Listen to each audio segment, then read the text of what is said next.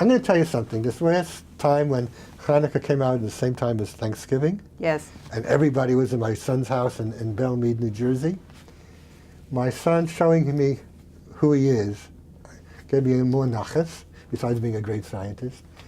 On Friday night, which was the day after Thanksgiving, he baked his own challah. We had some of the Korean people. My daughter-in-law's family's Korean, American. Most of them went home, but her parents stayed on.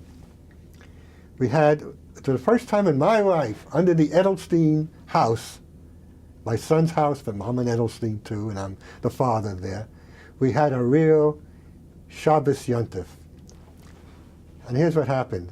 The children sang the prayers for the candles, Manish Tanah. No, sorry.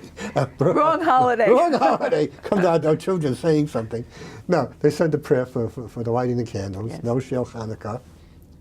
Then my daughter did the blessing, and my wife was next to her and beaming. And then I said a moitzi over the challah, and then my son said the blessing for the wine. We had a real traditional, multi-generational yontif for Shabbos.